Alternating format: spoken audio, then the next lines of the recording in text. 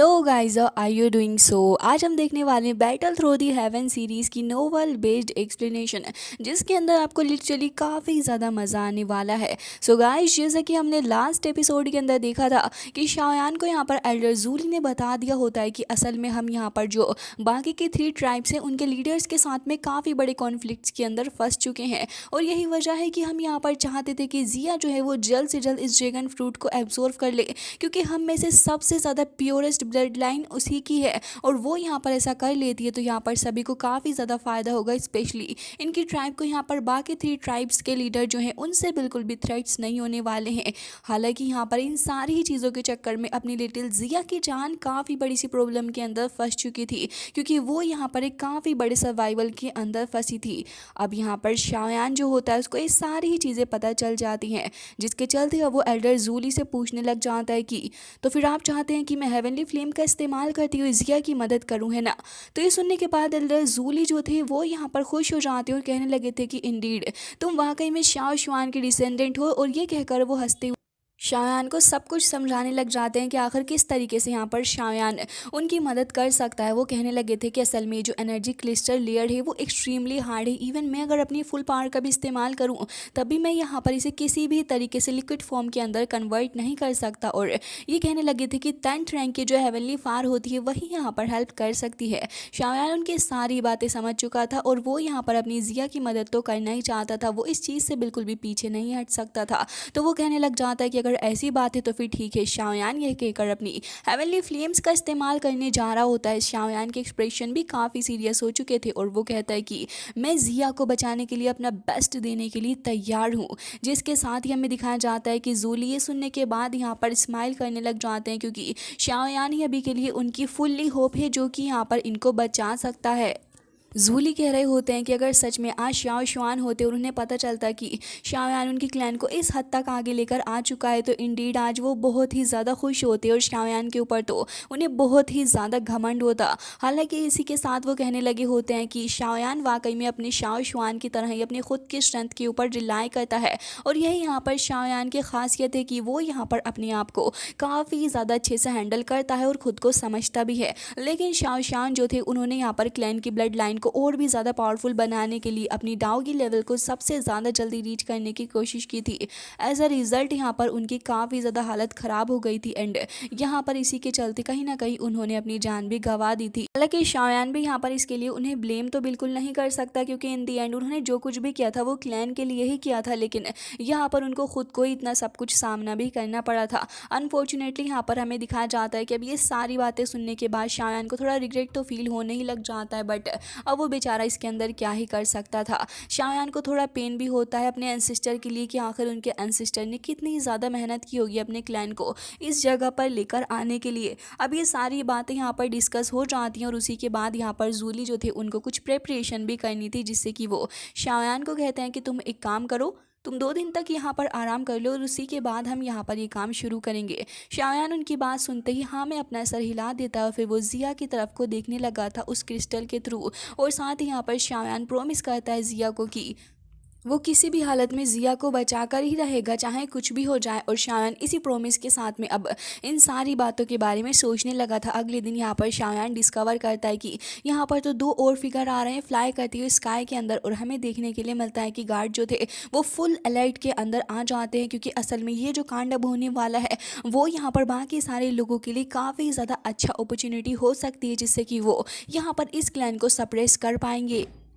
और एक चीज़ जो शाओयान को काफ़ी ज़्यादा सरप्राइज़ कर देती है वो थी असल में ताई जान से वापस से मिलना। उन्हें देखकर तो शाओयान काफ़ी ज़्यादा शौक में आ जाता है, और वो ये एक्सपेक्ट नहीं कर रहा था कि असल में यहाँ पर ब्लैक एंड वाइट तियानजुन्स के हाथों तो इनकी जान ऑलमोस्ट जा ही चुकी थी, और सभी को यही लग रहा था कि ताई जान की जान चली गई है। लेकिन असल में एल्डर जूली ने उस वक्त आकर उन्हें बचा लिया था। यहाँ पर हमें पता चलता है कि एल्डर जूली जो है वो सीक्रेटली यहाँ पर जिया को फॉलो करते हैं, क्योंकि जिया ट्राइब की एक बहुत ही ज़्यादा इंपॉर्टेंट मेंबर है, और यहाँ पर उसकी सेफ्टी काफ़ी ज़्यादा इंपॉर्टेंट भी हो जाती है। इस क्रिटिकल मोमेंट के अंदर एल्डर यहाँ पर काफ़ी हेल्प करने की कोशिश करते हैं जिया को। शाओयान भी यहाँ पर आगे बढ़ता है इस एल्डर के सेंटर की तरफ, जिससे कि वो यहाँ पर अपनी बॉडी के अंदर जो एनर्जी है उसको आराम से सेंटर वाले एरिया की तरफ को कास्ट कर सके। शाओयान आगे जा रहा था, जूली जो थे वो यहाँ पर शाओयान को एक बोतल देते हैं जो कि कंटेन करे हुई थी 5 drop of ancient void dragon के ब्लड एसेंस की, जिसी के साथ ही यहाँ पर अब शाओयान भी इसको देखने लगा था। जूली यहाँ पर अंडरस्टैंड करते हैं कि ये जो प्रोसेस है यहाँ पर काफ़ी ज़्यादा स्ट्रेंथ शाओयान की जाएगी, इसी के चलते वो यहाँ पर शाओयान को ये दे देते हैं। हालांकि इसके बाद शाओयान अनलीश करता है अपनी हेवनली ट्रिब्यूलेशन को और हेवनली फ्लेम का इस्तेमाल इमीडिएटली वो करता है। शाओयान जो था वो अपनी पावर का इस्तेमाल करता है उस क्रिस्टल के ऊपर और थोड़े ही वक्त बाद वहाँ पर जाइंट फायर ड्रैगन आ जाता है जो कि रैप अप हुआ था एनर्जी क्रिस्टल को, और साथ ही यहाँ पर आराम से एल्टर के आसपास का जो टेम्परेचर होता है वो भी यहाँ पर काफ़ी ज़्यादा शार्पली राइज करने लगा होता है। काफ़ी ज़्यादा देर ऐसे ही हो गई थी और काफ़ी ज़्यादा टेरिफाइंग टेम्परेचर भी हमें इस जगह का देखने के लिए मिलता है। अब हमें दिखाया जाता है कि जो ड्रैगन फिनिक्स क्रिस्टल है वो यहाँ पर जिया की बॉडी की तरफ को लाइट को एमिट कर रहा है, जिससे कि यहाँ पर ये जो टेरिफाइंग एनर्जी है वो और भी ज़्यादा जिया को अफेक्ट कर रही है कहीं ना कहीं। लेकिन यहाँ पर शाओयान इसके लिए पूरे तरीके से डेडिकेटेड था और वो बस यही चाह रहा होता है कि असल में यहाँ पर काफ़ी जल्दी इस प्रोसेस को निपटा लूँ। लेकिन ये प्रोसेस इतनी भी ज़्यादा आसान नहीं थी, क्योंकि यहाँ पर जूली वो काफ़ी ज़्यादा पावरफुल एल्डर हैं, फिर भी अपनी इतनी ज़्यादा पावर लगाने के बावजूद भी वो कुछ नहीं कर सके और इन दी एंड उन्हें अपने शायान की हेल्प की ज़रूरत लगी। तभी उसी वक्त हमें यहाँ पर एंशियंट वॉइड ड्रैगन ट्राइब के एक एल्डर जिनका नाम कियू था वो वहाँ पर आते हैं और फिर वो कहने लगे होते हैं कि जूली, तुम्हें लगता है कि यहाँ पर ये जो एंशियंट ड्रैगन फिनिक्स क्रिस्टल है इसको रिफाइन करना इस लड़के के लिए आसान होगा? हालांकि यहाँ पर जूली तुरंत ही उन्हें कहने लगे होते हैं कि तुम इसके बारे में परेशान नहीं हो। असल में जब जिया बेहोश होने वाली थी तो उसने यहाँ पर शाओयान का नाम लिया था कि शाओयान ही यहाँ पर हेल्प कर सकता है। ऑल्दो जिया यहाँ पर छोटी है लेकिन वो अपनी लाइफ को लेकर किसी को भी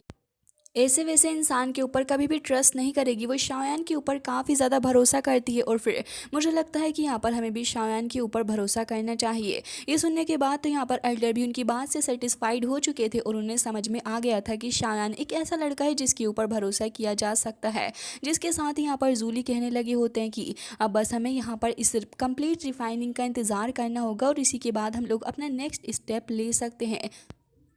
ये देखने के बाद कि यहाँ पर सब कुछ ऐसा चल रहा है वो इस हाई सिक्योरिटी को और भी ज़्यादा टाइटन कर देते हैं, जिससे कि यहाँ पर कोई भी परेशानी नहीं हो और जो अदर ट्राइब्स के लीडर हैं वो यहाँ पर किसी भी तरीके का कोई ड्रामा क्रिएट ना करे। जूली कहते हैं कि शाओयान, मुझे लगता है कि यहाँ पर एंशियंट वॉइड ड्रैगन ट्राइब जो है यहाँ पर कम्प्लीटली आगे चल के तुम्हारा साथ देगी, क्योंकि असल में तुमने हमारे लिए एक बहुत ही ज़्यादा बड़ी प्रॉब्लम को सोल्व करने का काम किया है।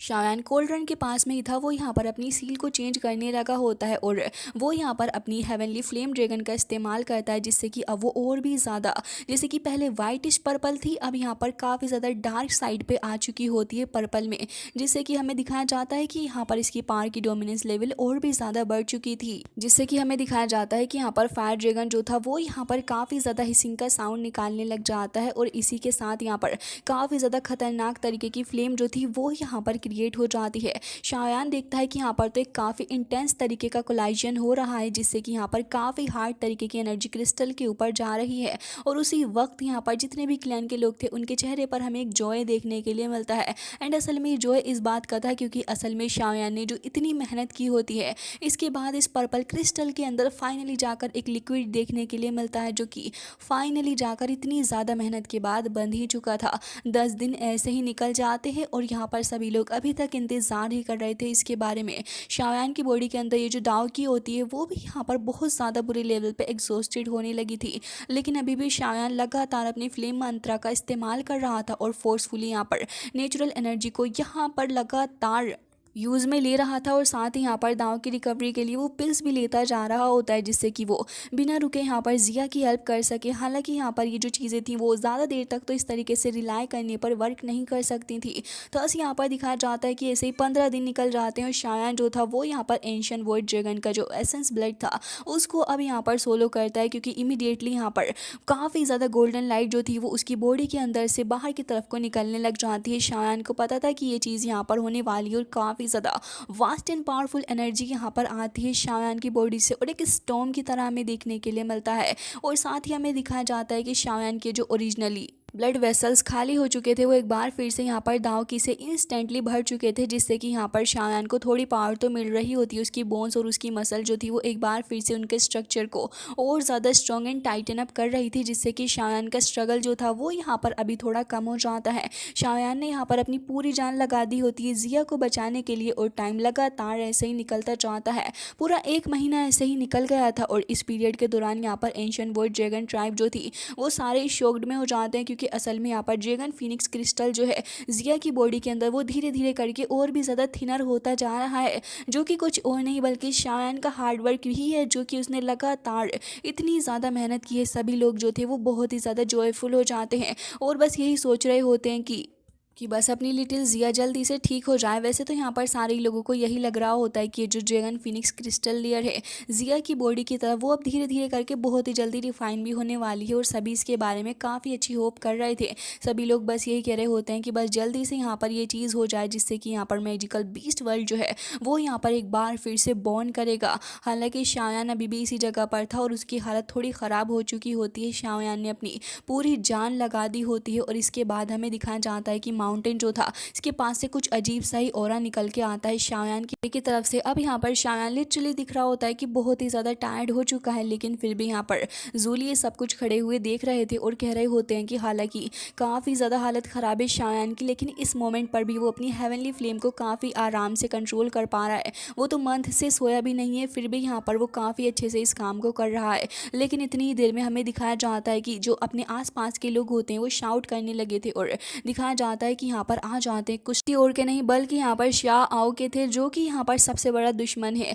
जैसे ही वो यहाँ पर आता है तो फिर एल्डर चिल्लाने लगे थे और कहते हैं कि ईस्ट ड्रैगन आइसलैंड के अंदर आने की तुम्हारी हिम्मत भी कैसे हुई। जूली के एक्सप्रेशन काफ़ी ज़्यादा ग्लूमी थे और दिखाया जाता है कि स्पेक्टिकल क्रैक्स जो थे वो यहाँ पर पड़ने लगे होते हैं। काफ़ी ज़्यादा पावरफुल लोग यहाँ पर आए हुए थे गोल्डन ड्रैगन आर्मर को पहने हुए, और उन्हें देखकर ही लग रहा होता है कि काफ़ी ज़्यादा स्ट्रॉन्ग लोग हैं। हालांकि इस सब के बावजूद भी सभी लोग अपनी आर्मी को लेकर तैयार थे, लेकिन दूसरी तरफ यहाँ पर अपने ड्रैगन आर्मी जो कि यहाँ पर वेस्टर्न ड्रैगन आइसलैंड से बिलोंग करती है और यहाँ पर बारबेरियन ड्रैगन आर्मी जो कि साउथ एंड ड्रैगन आइसलैंड से बिलोंग करती है, ये लोग आ चुके होते हैं। जूली जो थे वो यहाँ पर समझ चुके थे कि सिचुएशन तो अब काफ़ी ज़्यादा तगड़ी होने वाली है। तभी वो कहते हैं कि तुम क्यों छिपे खड़े हो, तुम भी यहाँ पर बाहर आ जाओ। जैसे ही जूली ये बात कहते हैं तो मानियन नाम की एक लेडी वहाँ पर आ जाती है और दिखाया जाता है कि मानियन इमीडिएटली काफ़ी ज़्यादा खतरनाक लेवल पे वहाँ पर एंट्री मारती है। उसका ऑर्डर काफ़ी ज़्यादा अग्रेसिव था और आते ही उसने दादागिरी दिखाना शुरू कर दिया था। उसका कहना था कि यहाँ पर अच्छा ही होगा जूली कि तुम जिया को हमारे हाथ में दे दो, क्योंकि ड्रैगन किंग का ऑर्डर है ये, और अगर तुम हमारी बात नहीं मानोगे तो फिर तुम्हें पता ही नेचुरली कि हम लोग कितने ज़्यादा स्ट्रॉन्ग हैं और हम किस हद तक जा सकते हैं। अब जैसे ही यहाँ पर ये दोनों ही साइड आ जाती हैं तो फिर शाह आओ जो था वो यहाँ पर ड्रैगन आर्मी के ट्रूप्स को कहता है अटैक करने के लिए। ऑब्वियसली इन लोगों का काम ये था कि यहाँ पर आओ जल्द से जल्द यहाँ पर ये सारे ही काम को निपटा दो। बारबेरियन ड्रैगन आर्मी के ट्रूप्स भी यहाँ पर आगे बढ़ते हैं जिया को पकड़ने के लिए, जबकि दिखाया जाता है कि यहाँ पर इमीडिएटली पूरा का पूरा स्काई काफ़ी ज़्यादा खतरनाक ऑरा से भर चुका था। न्यूमरस रेस लाइट यहाँ पर आ रही होती हैं जो कि लगातार यहाँ पर एक्सप्लोजन कर रही थी और एंशिएंट ड्रैगन आइसलैंड की तरफ को बहुत ही ज़्यादा खतरनाक प्रेशर पड़ रहा होता है। जूली शाउट करते हैं और अपने सारे ट्रूप्स से कहते हैं कि आगे बढ़ो और इनको इमीडिएटली स्टॉप करो। हालांकि यहाँ पर स्काई से भी काफ़ी ज़्यादा खतरनाक लाउड साउंड आ रहा था, क्योंकि सामने के जितने भी वॉरियर्स होते हैं वो अपनी जान देने को तैयार थे किसी भी हालत में, लेकिन उन्हें जिया तो चाहिए ही थी। ऑन दी अदर हैंड हमें दिखाया जाता है कि हेकिंग जो थे वो भी यहाँ पर आगे आना चाहते थे फाइट करने के लिए मानियन के साथ में, लेकिन जूली उनको स्टॉप करते हैं ये कहते हुए कि अभी के लिए तुम यहाँ पर कुछ भी नहीं करो, और साथ ही कहते हैं कि बस जाओ और जाकर तुम्हें शाओयान को प्रोटेक्ट करना होगा, क्योंकि अगर इस वक्त शाओयान को कुछ भी हुआ तो फिर सारी की सारी हालत अपनी जिया की ख़राब होगी। ये सुनने के बाद हेकिन इमीडिएटली जाते हैं बैटलफील्ड की तरफ और गार्ड करते हैं अपने शाओयान को। हेकिंग के जाने के बाद अब जूली फोकस करते हैं मानियन के ऊपर, जिसने कि यहाँ पर अपनी बॉडी को ट्रांसफॉर्म करना शुरू कर दिया था हाफ ह्यूमन और हाफ ड्रैगन के अंदर, जिससे कि वो और भी ज़्यादा खतरनाक और पावरफुल बन जाए। उसके हाथ में हमें ड्रैगन क्लोथ दिखाए जाते हैं, ड्रैगन आर्म और साथ ही ड्रैगन बॉडी के साथ में एक्सट्रीमली टेरिफाइंग ऑरा भी स्प्रेड करने लगी थी और मानियन की बॉडी जो होती है वो अब एक कम्प्लीटली ट्रांसफॉर्म हो चुकी होती है काफ़ी ज़्यादा खतरनाक से बीस्ट के अंदर। मानियन की स्माइल हमें उसके फेस पे देखने के लिए मिलती है, उसके अराउंड क्रैक्स आ रही होती हैं, उसकी पार काफ़ी ज़्यादा थी और फाइनली यहाँ पर उसके मुंह से हमें आवाज़ सुनने के लिए मिलती है कि इतने सालों बाद हम लोग मिले हैं और लग रहा है कि तुमने यहाँ पर बेंशन क्लास के ऊपर ब्रेक थ्रू कर ही लिया है। जिससे कि यहाँ पर मानियन सडनली यहाँ पर लाइटनिंग की स्पीड से आगे बढ़ती है जूली की तरफ अटैक करते हुए, जिससे कि यहाँ पर जूली भी इस अटैक को रोकने के लिए पूरी कोशिश कर रहे थे और एक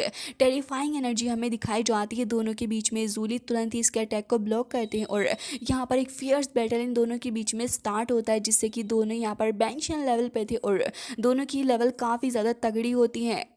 इस मोमेंट पर यहाँ पर अपना ड्रैगन आइसलैंड जो था वो लिटरली यहाँ पर अर्थ शेकिंग साउंड यहाँ पर प्रोड्यूस कर रहा होता है, क्योंकि स्काई के अंदर यहाँ पर एक तरफ ट्रूप्स की बैटल चल रही है, दूसरी तरफ इन एल्डर्स की बैटल चल रही है जो कि काफ़ी इंटेंस लेवल पर हो रही थी। शायान भी यहाँ पर मैनेज कर रहा होता है धीरे धीरे करके, क्योंकि उसे भी यहाँ पर सारा फोकस जिया के ऊपर ही रखना है, क्योंकि फोकस हटा तो फिर सारा का सारा काम ही ख़राब हो सकता है। तभी हमें terrifying ocean like energy flow करती हुई देखने के लिए मिलती है उसकी बॉडी के अंदर। हेकिंग के एक्सप्रेशन जो थे वो थोड़े सीरियस हो जाते हैं और वो यहाँ पर देखने लगे थे कि 10 एक्सट्रीमली फियर्स हो रहा जो है वो लाइटनिंग स्पीड के साथ में यहाँ पर आगे बढ़ रहे हैं और असल में यहाँ पर एक ब्रेक थ्रू होने वाला था। लेकिन इमीडिएटली शाउट करते हैं और अपने ट्रूप्स को ऑर्डर देते हैं कि यहाँ पर तुरंत ही इनको रोको। इमीडिएटली काफ़ी सारे फिगर्स आगे बढ़ते हैं और हमें दिखाया जाता है कि एक बार फिर से एक ह्यूज बैटल दिखाया जाता है। शायान अभी भी बैठा हुआ था और वो बस स्ट्रगल कर रहा होता है जिया के ऊपर फोकस करने के लिए। अभी उसे यहाँ पर इस बैटल के ऊपर बिल्कुल भी ध्यान नहीं देना था, लेकिन फिर भी ध्यान तो जा ही रहा होता है ऑब्वियसली। अभी ये सारी इंटेंस स्ट्रगल देखने के बाद हेकिंग जो थे वो थोड़े एंशियस हो जाते हैं और अब वो शायान की तरफ को देखने लगे थे। हेकिंग यहाँ पर कहने लग जाते हैं कि जो भी हो, लेकिन मैं यहाँ पर इसके बाद अपने शायान के साथ में एक ब्रदरहुड की ओथ लेने वाला हूँ, यानी कि एक कसम। जिसके साथ ही शायान को देखते हैं जो कि एक बार फिर से अपनी फोकस में लगा हुआ था और दिखाया जाता है कि सडनली यहाँ पर कुछ और जो काफ़ी ज़्यादा लाइटनिंग स्पीड के साथ में हेकिंग की तरफ आगे बढ़ रहा था वो यहाँ पर आ जाता है। हेकिंग इसे देखकर थोड़े सरप्राइज थे और हमें दिखाया जाता है कि यहाँ पर फोर्थ कमांडर आ चुका था ड्रैगन आर्मी का, जिसका नाम शिया शाह होता है। अब जैसे ही शिया शाह उस जगह पर आता है तो फिर वो हेकिंग से पूछता है कि क्या तुम जिया को हैंड ओवर करना चाहोगे या फिर तुम चाहते हो कि मैं आज इस जगह पर खून की नदियाँ बहा दूँ। ये सुनने के बाद हेकिंग कह रहे होते हैं कि ऑब्वियसली तुम ऐसा कर ही नहीं सकते, तुम्हारी इतनी औकात भी नहीं है और ना ही तुम्हारे अंदर इतनी क्वालिफिकेशन है कि तुम यहाँ पर ऐसा कर पाओ। हेकिंग के एक्सप्रेशन थोड़े डार्क देखने के लिए नजर आ रहे थे और वो भी यहाँ पर अपने हाथ पैरों को ढीला करने लग जाते हैं फाइट के लिए। शशा भी आगे बढ़ता है और वो फियर्सलेसली यहाँ पर फाइट करता है और हमें दिखाया जाता है कि काफ़ी ज़्यादा खतरनाक से एक्सप्लोजन यहाँ पर स्प्रेड करता है। शशा की बॉडी जो होती है वो काफ़ी ज़्यादा तेज़ी के साथ में